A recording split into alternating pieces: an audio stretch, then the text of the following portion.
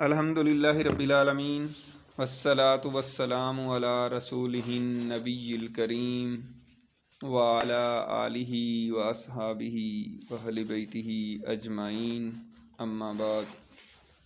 پچھلے لیکچر میں ہم غزوہ بدر مطالعہ کر رہے تھے اور 3 حصوں میں ہم نے اس کو مکمل کیا تھا، اور اس میں ہم نے پڑھا تھا کہ کس طریقے سے مشرکین مکہ کے سردار جو ہے غزوہ بدر میں قتل ہوئے، اور پھر ان کو بدر کے اندر ہی ایک کنواں تھا جس کو یعنی گندا کنواں کہہ لیں، خبیث کنواں کہہ لیں، اس کے اندر ان کی لاشوں کو پھینک دیا گیا تھا۔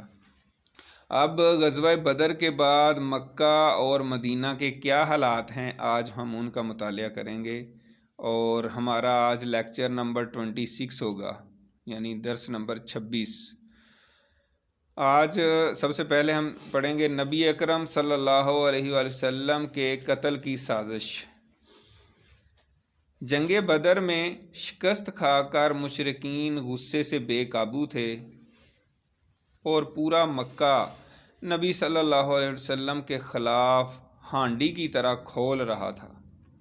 بالآخر مکے کے 2 بہادر جوانوں نے طے کیا کہ وہ اپنی دانست میں اس اختلاف و شقاق کی بنیاد اور اس ذلت و رسوائی کی جڑ نعوذ باللہ یعنی نبی اکرم صلی اللہ علیہ وسلم کا خاتمہ کر دیں گے۔ چنانچہ جنگ بدر کے کچھ ہی دنوں بعد کا واقعہ ہے کہ عمیر بن وہب جمحی، جو قریش کے شیطانوں میں سے تھا اور مکے میں نبی صلی اللہ علیہ وسلم اور صحابہ کرام کو اذیتیں پہنچایا کرتا تھا، اور اب اس کا بیٹا وہب بن عمیر جنگ بدر میں گرفتار ہو کر مسلمانوں کی قید میں تھا۔ اس عمیر نے ایک دن صفوان بن امیہ کے ساتھ حطیم میں بیٹھ کر گفتگو کرتے ہوئے بدر کے کنویں میں پھینکے جانے والے مقتولوں کا ذکر کیا۔ اس پر صفوان نے کہا، خدا کی قسم ان کے بعد جینے میں کوئی مزہ نہیں۔ جواب میں عمیر نے کہا، خدا کی قسم تم سچ کہتے ہو۔ دیکھو، خدا کی قسم اگر میرے اوپر قرض نہ ہوتا جس کی ادائیگی کے لیے میرے پاس کچھ نہیں، اور اہل و عیال نہ ہوتے جن کے بارے میں اندیشہ ہے کہ میرے بعد ضائع ہو جائیں گے، تو میں سوار ہو کر محمد صلی اللہ علیہ وسلم کے پاس جاتا اور اسے قتل کر ڈالتا، کیونکہ میرے لیے وہاں جانے کی ایک وجہ موجود ہے، میرا بیٹا ان کے ہاں قید ہے۔ یہ آپس میں وہ بات چیت کر رہے ہیں۔ صفوان بن امیہ کا باپ امیہ بن خلف بھی قتل ہوا تھا اس میں، اور باقی لوگ، اور یہ عمیر جو ہے اس کا بیٹا جو ہے نا وہ گرفتار ہوا تھا۔ تو یہ آپس میں باتیں کر رہے تھے خانہ کعبہ کے ساتھ، جو جگہ ہے حطیم، ٹھیک ہے نا، جو رہ گئی ہے تعمیر ہونے سے، تو گول سا دائرہ سا ہے، تو وہاں بیٹھ کے یہ باتیں کر رہے تھے، ان کے پاس کوئی بندہ نہیں تھا۔ عمیر نے کہا، اچھا تو اب میرے اور اپنے اس معاملے کو سیگائے نہیں، اوپر رہ گیا، ہاں قید ہے۔ صفوان نے صورتحال کو غنیمت سمجھتے ہوئے کہا، یعنی صفوان تو پہلے ہی چاہ رہا تھا کہ کچھ کرنا چاہیے۔ اچھا چلو، تمہارا قرض میرے ذمے ہے، میں اسے تمہاری جانب سے ادا کر دوں گا، اور تمہارے اہل و عیال میرے اہل و عیال ہیں، جب تک وہ موجود رہیں گے میں ان کی دیکھ بھال کرتا رہوں گا۔ ایسا نہیں ہو سکتا کہ میرے پاس کوئی چیز موجود ہو اور ان کو نہ ملے۔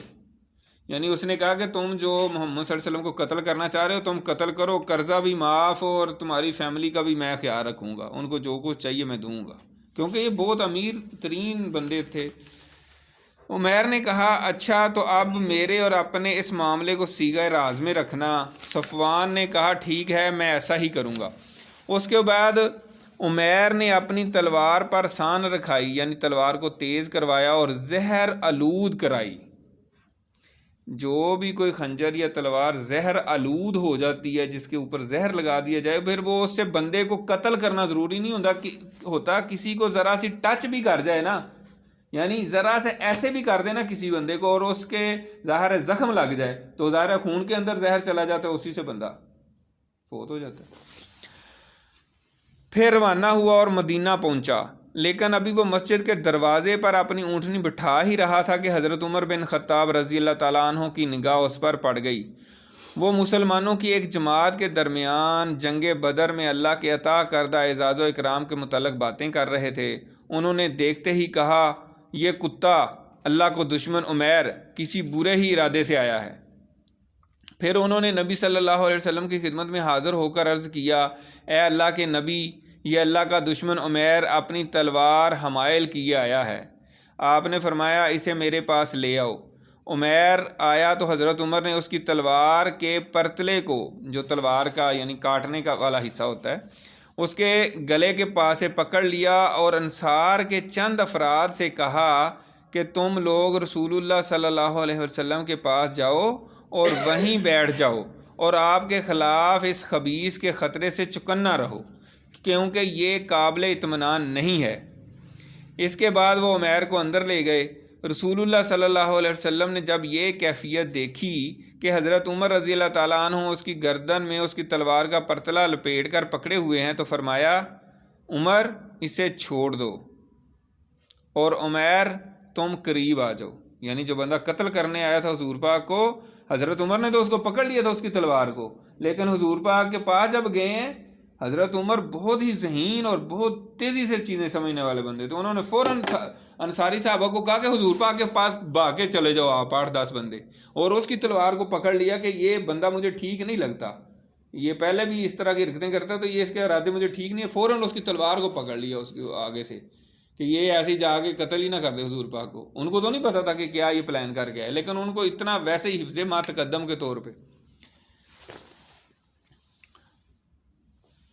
اچھا، تو اس پر جو ہے نا نبی اکرم صلی اللہ علیہ وسلم نے کہا کہ اس کو اندر لے آؤ۔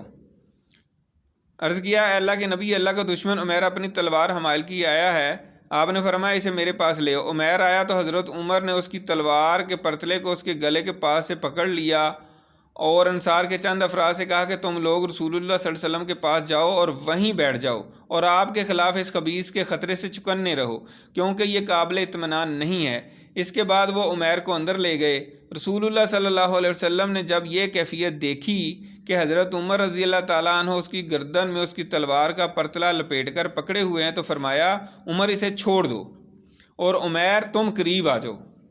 اس نے قریب آ کر کہا، آپ لوگوں کی صبح بخیر ہو۔ نبی اکرم صلی اللہ علیہ وسلم نے فرمایا، اللہ تعالیٰ نے ہمیں ایک ایسے تحیہ سے مشرف کیا ہے جو تمہارے اس تحیے سے بہتر ہے۔ ابھی آپ نے پڑھا ہے نا تحیہ، التحیات للہ، تو اس کا مطلب ہوتا ہے سلام کرنا، ٹھیک ہے نا؟ تو آپ نے فرمایا کہ یہ بہتر سلام ہمیں اللہ تعالیٰ نے دی ہے، یعنی سلام، یعنی سلام سے اللہ تعالیٰ نے نوازا جو اہل جنت کا تحیہ ہے۔ اس کے بعد آپ صلی اللہ علیہ وسلم نے فرمایا، اے عمیر تم کیوں آئے ہو؟ اس نے کہا، یہ قیدی جو آپ لوگوں کے قبضے میں ہے اسی کے لیے آیا ہوں، یعنی اس کا بیٹا قید تھا نا، آپ لوگ اس کے بارے میں احسان فرما دیجئے۔ آپ نے فرمایا، پھر یہ تمہاری گردن میں تلوار کیوں ہے؟ تم قیدی چھڑانے آئے تھے تو ویسے ہی آ جاتے، تلوار کیوں لے کر آئے ہو؟ اس نے کہا، اللہ ان تلواروں کا برا کرے کہ یہ ہمارے کچھ کام نہ آ سکیں۔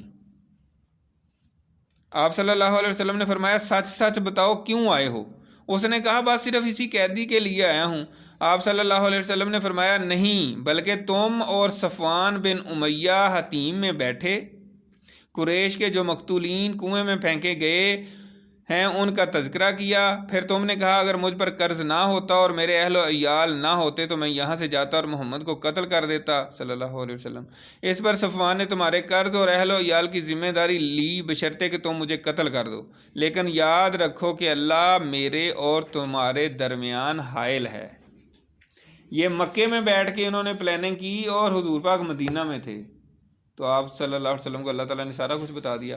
عمیر نے کہا، میں گواہی دیتا ہوں کہ آپ اللہ کے رسول ہیں۔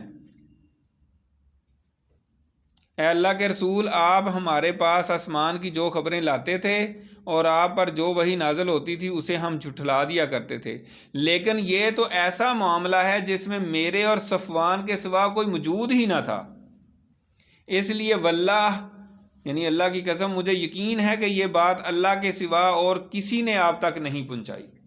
سمجھ آ رہی ہے بات؟ یعنی مطلب کیسے ممکن ہے؟ وہ خود ہی ہکا بکا رہ گیا کہ یار مکے میں حتیم میں بیٹھ کے ہم نے یہ بات کی اور کوئی بندہ موجود نہیں تھا وہاں پہ، بڑی سیکرٹ ہم نے رکھی ہے، اور میں مدینے آ کے حضور پاک کو قتل کرنے آؤں تو ان کو پتہ ہے۔ اس نے کہا کہ یہ اللہ کے سوا کوئی نہیں بتا سکتا، لہٰذا اس نے کلمہ پڑھ لیا۔ تو یہ تو اللہ تعالیٰ، اس کا مطلب مختصر یہی ہے کہ اللہ تعالیٰ جو خبر بتا دے وہ پہنچ جاتی ہے، اور جو نہ بتائے وہ نہیں پہنچی، اتنی سی بات ہے بہرحال۔ تو فرشتوں کے ذریعے بھی بتا دی جاتی، ویسے بھی اللہ تعالیٰ الہام کر سکتا ہے۔ پس اللہ کی حمد ہے جس نے مجھے اسلام کی ہدایت دی اور اس مقام تک ہانگ کر پہنچایا۔ یہ اس کو ہائی لائٹ کر لیں، اس مقام تک ہانگ کر پہنچایا، یا انڈر لائن کر لیں۔ یعنی اللہ تعالیٰ نے جس بندے کو ہدایت دینی ہوتی ہے یا کوئی فائدہ پہنچانا ہوتا ہے، اللہ تعالیٰ اس کو کسی نہ کسی ذریعے سے، اس کو پتہ بھی نہیں ہوتا ہے، وہاں تک پہنچا دیتا ہے اللہ تعالیٰ۔ پھر عمیر نے کلمہ حق کی شہادت دی، اور رسول اللہ صلی اللہ علیہ وسلم نے صحابہ کرام کو مخاطب کر کے فرمایا، اپنے بھائی کو دین سمجھاؤ، قرآن پڑھاؤ، اور اس کے قیدی کو آزاد کر دو، یعنی اس کے بیٹے کو بھی آزاد کر دو، اس کے قیدی کو آزاد کر دو۔ ان کا بیٹا تھا نا، عمیر کا بیٹا تھا وہب، ابھی پڑھا ہے نا۔ ادھر صفوان لوگوں سے کہتا پھر رہا تھا، اب یہ صفوان کی بات چل رہی ہے جو مکہ میں انتظار کر رہا ہے۔ ادھر صفوان لوگوں سے کہتا پھر رہا تھا کہ یہ خوشخبری سن لو کہ چند ہی دنوں میں ایک ایسا واقعہ پیش آئے گا جو بدر کے مصائب بھلوا دے گا، یعنی ایسا واقعہ پیش آئے گا کہ تم بدر کے جتنے بھی قتل ہوئے ہیں سارے کو بھول جاؤ گے، ایسا بڑا واقعہ پیش آئے گا۔ ساتھ ہی وہ آنے جانے والوں سے عمیر کی بابت پوچھتا بھی رہتا تھا۔ بالآخر اسے ایک سوار نے بتایا کہ عمیر مسلمان ہو چکا ہے۔ یہ سن کر صفوان نے قسم کھائی کہ اس سے کبھی بات نہ کرے گا اور نہ کبھی اسے نفع پہنچائے گا۔ ادھر عمیر نے اسلام سیکھ کر مکے کی راہ لی اور مکے میں مقیم رہ کر اسلام کی دعوت دینی شروع کی۔ ان کے ہاتھ پر بہت سے لوگ مسلمان ہوئے۔ یہ اللہ کی شان ہے۔ دیکھیں، بندہ قتل کرنے گیا تھا، مسلمان ہو کے آ گیا، پھر اسی اپنے شہر مکہ میں آ کے اس نے تبلیغ شروع کی اور بڑے لوگوں کو مسلمان کیا۔ غزوہ بنی قینقاع۔ رسول اللہ صلی اللہ علیہ وسلم نے مدینہ تشریف لانے کے بعد یہود کے ساتھ جو معاہدہ فرمایا تھا، جس کو ہم نے پڑھا تھا میثاق مدینہ بھی کہتے ہیں، اور یہودیوں کے ساتھ معاہدہ ہوا تھا، اس کی دفعات پچھلے لیکچر میں بھی ہم پڑھ چکے ہیں۔ رسول اللہ صلی اللہ علیہ وسلم کی پوری کوشش اور خواہش تھی کہ اس معاہدے میں جو کچھ طے پا گیا ہے وہ نافذ رہے۔ چنانچہ مسلمانوں کی طرف سے کوئی ایسا قدم نہیں اٹھایا گیا جو اس معاہدے کی عبارت کے کسی ایک حرف کے بھی خلاف ہو، لیکن یہود، جن کی تاریخ غداری و خیانت اور عہد شکنی سے پر ہے، وہ بہت جلد اپنے قدیم مزاج کی طرف پلٹ گئے اور مسلمانوں کی صفوں کے اندر دسیسہ کاری یعنی فریب کاری، سازش، لڑانے بڑھانے اور ہنگامے اور اضطراب برپا کرنے کی کوششیں شروع کر دیں۔ اس کے بعد صفحہ نمبر 325 پہ بنو قینقاع کی عہد شکنی۔ جب یہود نے دیکھا کہ اللہ تعالیٰ نے میدان بدر میں مسلمانوں کی زبردست مدد فرما کر انہیں عزت و شوکت سے سرفراز فرمایا ہے اور ان کا رعب و دبدبہ دور و نزدیک ہر جگہ رہنے والوں کے دلوں پر بیٹھ گیا ہے، تو ان کی عداوت و حسد کی ہانڈی پھٹ پڑی۔ انہوں نے کھلم کھلا شر و عداوت کا مظاہرہ کیا اور علل علان بغاوت و اظہار ثانی پر اتر آئے۔ ان میں سب سے زیادہ کینہ توز یعنی زیادہ مسلمانوں کے خلاف نفرت رکھنے والا اور سب سے بڑھ کر شریر کعب بن اشرف تھا، جس کا ذکر آگے آ رہا ہے۔ اسی طرح تینوں یہودی قبائل میں سب سے زیادہ بدمعاش بنو قینقاع کا قبیلہ تھا۔ یہ لوگ مدینہ ہی کے اندر رہتے تھے اور ان کا محلہ انہی کے نام سے موسوم تھا۔ یہ لوگ پیشے کے لحاظ سے سونار، لوہار اور برتن ساز تھے۔ ان پیشوں کے سبب ان کے ہر آدمی کے پاس وافر مقدار میں سامان جنگ موجود تھا۔ ان کے مردان جنگی کی تعداد 700 تھی اور وہ مدینے کے سب سے بہادر یہودی تھے۔ انہی نے سب سے پہلے عہد شکنی کی۔ تفصیل یہ ہے، جب اللہ تعالیٰ نے میدان بدر میں مسلمانوں کو فتح سے ہمکنار کیا تو ان کی سرکشی میں شدت آ گئی۔ انہوں نے اپنی شرارتوں خباستوں اور لڑانے بڑھانے کی حرکتوں میں وسعت اختیار کر لی اور خلفشار پیدا کرنا شروع کر دیا۔ چنانچہ جو مسلمان ان کے بازار میں جاتا اس سے وہ مذاق اور استہزاء کرتے اور اسے اذیت پہنچاتے، حتیٰ کہ مسلمان عورتوں سے بھی چھیڑ چھاڑ شروع کر دی۔ اب اندازہ لگائیں کہ یہ اس طرح کی کمینی اور گھٹیا حرکتیں کرنا شروع کر دیں، حالانکہ نبی اکرم صلی اللہ علیہ وسلم نے ان کو منع بھی کیا اس سے پہلے بھی۔ اس طرح جب صورتحال زیادہ سنگین ہو گئی اور ان کی سرکشی خاصی بڑھ گئی تو رسول اللہ صلی اللہ علیہ وسلم نے انہیں جمع فرما کر واضح و نصیحت کی اور رشد و ہدایت کی دعوت دیتے ہوئے ظلم و بغاوت کے انجام سے ڈرایا، لیکن اس سے ان کی بدمعاشی اور غرور میں کچھ اور ہی اضافہ ہو گیا۔ یعنی ان کو نصیحت اثر ہی نہیں کر رہی ان پہ، ان کو جب ہی سمجھا رہے ہیں اور زیادہ وہ تکبر کا مظاہرہ کر رہے ہیں۔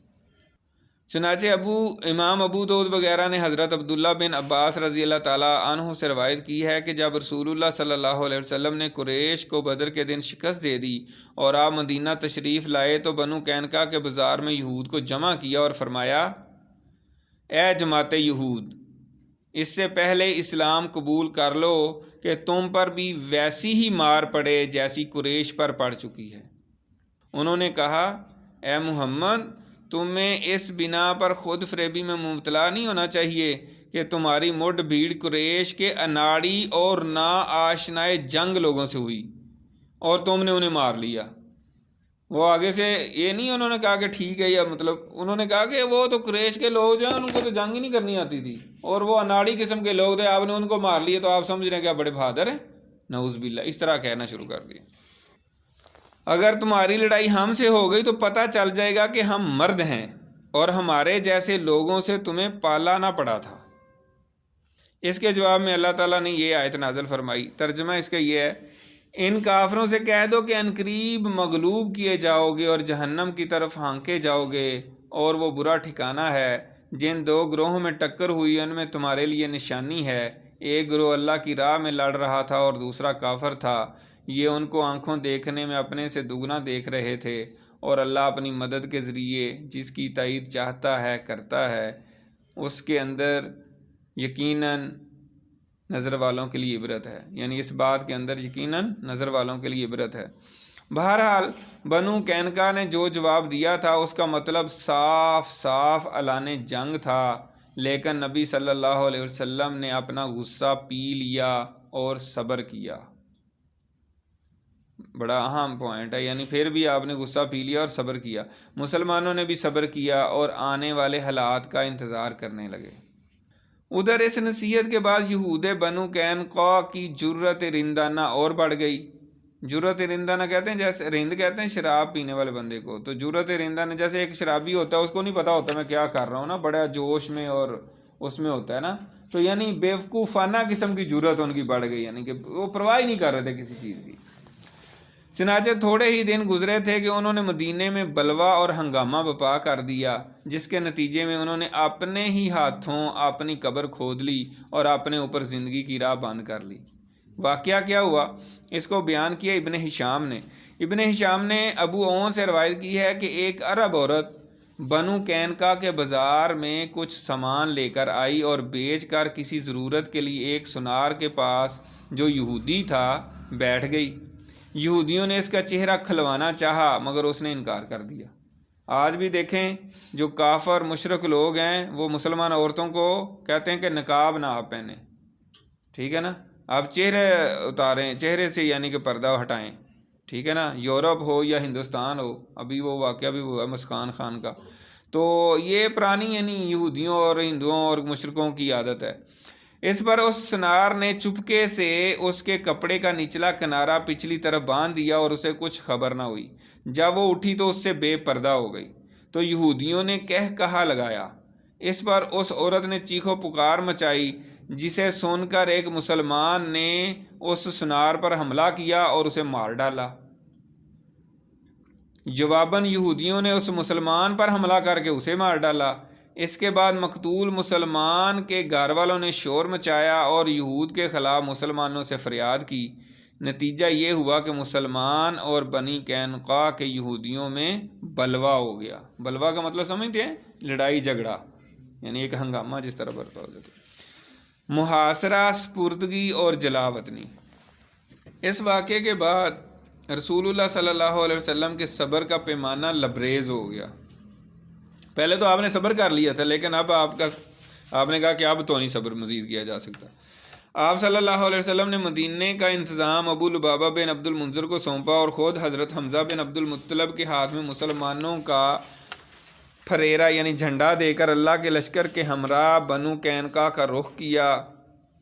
انہوں نے آپ کو دیکھا تو گڑیوں میں کلا بند ہو گئے۔ آپ نے ان کا سختی سے محاصرہ کر لیا۔ یہ جمعہ کا دن تھا اور شوال 2 ہجری کی 15 تاریخ، 15 روز تک یعنی ہلال ذی القعدہ کے نمودار ہونے تک محاصرہ جاری رہا۔ پھر اللہ تعالیٰ نے ان کے دلوں میں رعب ڈال دیا، جیسا کہ اس کی سنت ہے کہ جب وہ کسی قوم کو شکست و ہزیمت سے دوچار کرنا چاہتا ہے تو ان کے دلوں میں رعب ڈال دیتا ہے۔ چنانچہ بنو قینقاع نے اس شرط پر ہتھیار ڈال دیے کہ رسول اللہ صلی اللہ علیہ وسلم ان کی جان و مال، آل و اولاد اور عورتوں کے بارے میں جو فیصلہ کریں گے انہیں منظور ہوگا۔ اس کے بعد آپ کے حکم سے ان سب کو باندھ لیا گیا۔ یہ اللہ تعالیٰ کی بڑی آپ صلی اللہ علیہ وسلم پر بڑی کرم نوازی تھی کہ آپ صلی اللہ علیہ وسلم کا رعب دشمن پر پڑ جاتا تھا۔ سارا کچھ ہوتے بھی وہ ڈر جاتے تھے کہ پتہ نہیں کیا ہونا ہے۔ اتنا کچھ ان کے پاس اسلحہ بھی تھا، 700 جنگی ان کے پاس مطلب مرد میدان تھے، لیکن اسلحہ بھی بہت تھا ان کے پاس، لیکن انہوں نے شکست تسلیم کر لی بغیر لڑے۔ لیکن یہی موقع تھا جب عبداللہ بن ابی نے اپنا منافقانہ کردار ادا کیا۔ یہ ہم پڑھ چکے ہیں نا، عبداللہ بن ابی جو ہے منافق، اس نے رسول اللہ صلی اللہ علیہ وسلم سے سخت اصرار و الحاح کیا کہ آپ ان کے بارے میں معافی کا حکم صادر فرمائیں۔ اس نے کہا، اے محمد، میرے معاہدین کے بارے میں احسان کیجئے، یعنی وہ ان کا بنو قینقاع کے ساتھ معاہدہ رہا تھا۔ واضح رہے کہ بنو قینقاع خزرج کے حلیف تھے۔ یہ جو بندہ تھا عبداللہ بن ابی جو منافقوں کا سردار تھا، یہ خزرج کا سردار تھا، ٹھیک ہے نا۔ تو خزرج قبیلہ جو ہے وہ بنو قینقاع یہودیوں کے قبیلے کے ساتھ ان کا آپس میں ایک معاہدہ تھا، حلیف تھے، یعنی ایک مل کے جنگ کریں گے، مطلب یہ ہوتا ہے۔ لیکن رسول اللہ صلی اللہ علیہ وسلم نے تاخیر کی۔ اس پر اس نے اپنی بات پھر دہرائی، مگر اب کی بار آپ نے اس سے اپنا رخ پھیر لیا، لیکن اس شخص نے آپ کے گریبان میں اپنا ہاتھ ڈال دیا۔ آپ نے فرمایا، مجھے چھوڑ دو، اور ایسے غضبناک ہوئے کہ لوگوں نے غصے کی پرچھائیاں آپ کے چہرے پر دیکھیں۔ پھر آپ نے فرمایا، تجھ پر افسوس، مجھے چھوڑ۔ لیکن یہ منافق اپنے اصرار پر قائم رہا اور بولا، نہیں، بخدا میں آپ کو نہیں چھوڑوں گا یہاں تک کہ آپ میرے معاہدین کے بارے میں احسان فرما دیں۔ 400 کھلے جسم کے جوان اور 300 زیرہ پوش جنہوں نے مجھے سرخ و سیاہ سے بچایا تھا، آپ انہیں ایک ہی صبح میں کاٹ کر رکھ دیں گے؟ یعنی اس کا مطلب یہ تھا، اس کو ڈر تھا کہ یہ میرے حلیف جو ہیں ان کو حضور پاک قتل کر دیں گے، تو وہ بچانا چاہ رہا تھا ان کو۔ واللہ میں زمانے کی گردشوں کا خطرہ محسوس کر رہا ہوں۔ بالآخر رسول اللہ صلی اللہ علیہ وسلم نے اس منافق کے ساتھ جس کا ظہار اسلام پر ابھی کوئی 1 مہینہ ہی گزرا تھا، یعنی یہ غزوہ بدر کے بعد بندہ مسلمان ہوا تھا، وہ بھی ظاہراً، اندر سے نہیں ہوا تھا، اس وجہ سے منافقوں کا اثردار تھا، تو ابھی مسلمان ہوئے بھی صرف مہینہ ہی ہوا تھا۔ رعایت کا آپ نے اس کی بات پر رعایت کا معاملہ کیا اور اس کی خاطر ان سب کی جان بخشی کر دی، البتہ انہیں حکم دیا کہ وہ مدینے سے نکل جائیں اور آپ کے پڑوس میں نہ رہیں۔ چنانچہ یہ سب حضرات شام کی طرف چلے گئے اور تھوڑے ہی دنوں بعد وہاں اکثر کی موت واقع ہو گئی۔ ٹھیک ہے جی، آگے آ جائیں اب۔ کعب بن اشرف کا قتل 331 صفحہ پہ۔ یہودیوں میں یہ وہ شخص تھا جسے اسلام اور اہل اسلام سے نہایت سخت عداوت اور جلن تھی۔ یہ نبی اکرم صلی اللہ علیہ وسلم کو اذیتیں پہنچایا کرتا تھا اور آپ کے خلاف جنگ کی کھلم کھلا دعوت دیتا پھرتا تھا۔ اس کا تعلق قبیلہ طے کی شاخ بنو نبہان سے تھا اور اس کی ماں قبیلہ بنی نذیر سے تھی۔ یہ بڑا مالدار اور سرمایہ دار تھا۔ عرب میں اس کے حسن و جمال کا شہرہ تھا اور یہ ایک معروف شاعر بھی تھا۔ اس کا قلعہ مدینے کے جنوب میں بنو نذیر کی آبادی کے پیچھے واقع تھا۔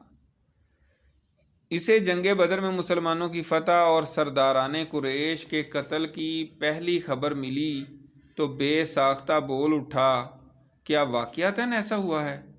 یعنی اس کو بڑی حیرانی ہوئی کہ ایسے کیسے ہو سکتا ہے کہ اتنے بڑے سردار مارے گئے ہوں۔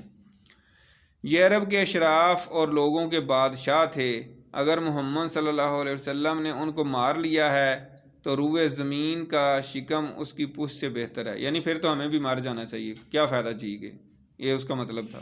اور جب اسے یقینی طور پر اس خبر کا علم ہو گیا تو اللہ کا یہ دشمن رسول اللہ صلی اللہ علیہ وسلم اور مسلمانوں کی حجب، یعنی مسلمانوں اور رسول اللہ علیہ وسلم کے خلاف شعر اس نے کہنے شروع کر دیے، اور دشمنان اسلام کی مدح سرائی پر اتر آیا اور انہیں مسلمانوں کے خلاف بھڑکانے لگا۔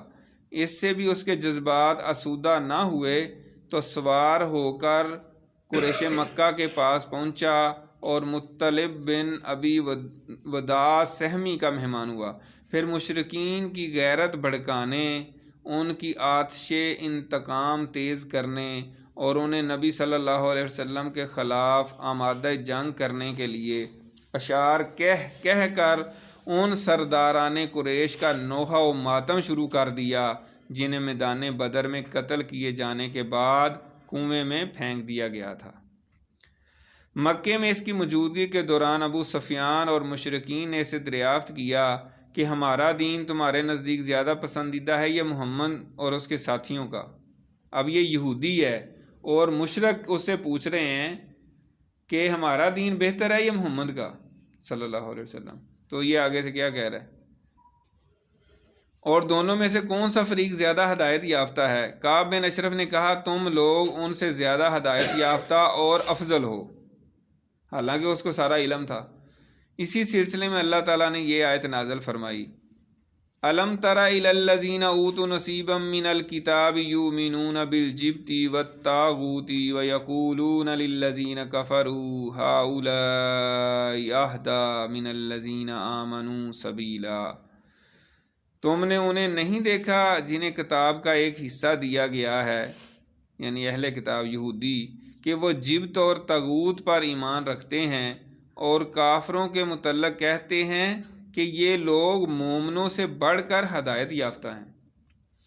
بہرحال کعب بن اشرف یہ سب کچھ کر کے مدینہ واپس آیا تو یہاں آ کر صحابہ کرام کی عورتوں کے بارے میں واہیات اشعار کہنے شروع کیے اور اپنی زبان درازی و بدگوئی کے ذریعے سخت اذیت پہنچائی، یعنی صحابہ کرام کو بھی اور آپ صلی اللہ علیہ وسلم کو بھی۔ یہی حالات ہے جن سے تنگ آ کر رسول اللہ صلی اللہ علیہ وسلم نے فرمایا، کون ہے جو کعب بن اشرف سے نمٹے، کیونکہ اس نے اللہ اور اس کے رسول کو اذیت دی ہے۔ اس کے جواب میں محمد بن مسلمہ، عباد بن بشر، ابو نائلہ جن کا نام سلکان بن سلامہ تھا اور جو کعب کے رضائی بھائی تھے، حارث بن اوس اور ابو عبس بن جبر نے اپنی خدمات پیش کیں۔ اس مختصر سی کمپنی کے کمانڈر محمد بن مسلمہ تھے۔ یہ چھوٹے سے یعنی ایک کمانڈو آپریشن انہوں نے کیا بیسیکلی، اور جو اس کا کعب بن اشرف کا قلعہ تھا اس میں سے کسی بہانے سے پہلے اس کو جا کے ملے اور حضور پاک کے خلاف باتیں کی حضور پاک کی اجازت لے کر، اور پھر اس کو کسی طریقے سے قلعے سے باہر نکالا اور پھر اس کے سر میں خوشبو لگی ہوئی تھی، اس کے سونگنے کے بہانے سے اس کو باہر لے آئے اور اس کو پھر انہوں نے قتل کر دیا۔ تو اس طرح یہ کمانڈو آپریشن انہوں نے کیا اور اس کو قتل کر دیا، جو مسلمانوں کا انتہائی دشمن تھا اور تکلیف دے رہا تھا۔ اب آخر میں آ جائیں 326 صفحہ پہ، سریہ زید بن حارثہ۔ 336 جنگ احد سے پہلے مسلمانوں، سریہ زید بن حارثہ، جنگ احد سے پہلے مسلمانوں کی یہ آخری اور کامیاب ترین مہم تھی جو جمادی الاخر 3 ہجری میں پیش آئی۔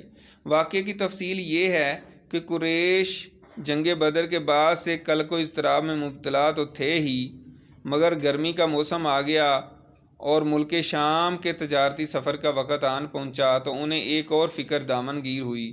اس کی وضاحت ایسے ہوتی ہے کہ صفوان بن امیہ نے، جسے قریش کی طرف سے اس سال ملک شام جانے والے تجارتی قافلے کا میر کارواں منتخب کیا گیا تھا، قریش سے کہا محمد اور اس کے ساتھیوں نے ہماری تجارتی شاہراہ ہمارے لیے پرصعوبت بنا دی ہے، سمجھ میں نہیں آتا کہ ہم اس کے ساتھیوں سے کیسے نمٹیں۔ وہ ساحل چھوڑ کر ہٹتے ہی نہیں اور باشندگان ساحل نے ان سے مصالحت کر لی ہے، عام لوگ بھی انہی کے ساتھ ہو گئے ہیں۔ اب سمجھ میں نہیں آتا کہ ہم کون سا راستہ اختیار کریں۔ اگر ہم گروہ ہی میں بیٹھے رہیں تو اپنا اصل مال بھی کھا جائیں گے اور کچھ باقی نہ بچے گا، کیونکہ مکے میں ہماری زندگی کا دار و مدار اس پر ہے کہ گرمی میں شام اور جھاڑے یعنی سردی میں حبشہ یا یمن سے تجارت کریں۔ تو اصل مسئلہ یہ تھا کہ مدینہ، جیسے میں نے بتایا تھا، مکہ ادھر تھا، مدینہ ادھر ہے، اور وہ سمندر کے کنارے سے گزر کے شام جاتے تھے۔ تو مسلمانوں نے وہ سارا ایریا جو ہے وہ اپنے کنٹرول میں کر لیا تھا۔ ایک تو یہ ہے کہ مسلمان ادھر فوج لے کر چلے جاتے تھے، پھر وہاں کے علاقے کے جتنے بھی لوگ تھے، قبیلے تھے، ان سے بھی صلح کا معاہدہ کر لیا۔ تو اب ظاہر سی بات ہے یہ مکے سے وہاں گزر کے جا نہیں سکتے تھے۔ تو یہ معاملہ وہ صفوان بن امیہ کہہ رہا تھا کہ اب ہم کیا کریں۔ صفوان کے اس سوال کے بعد اس موضوع پر غور و خوض شروع ہو گیا۔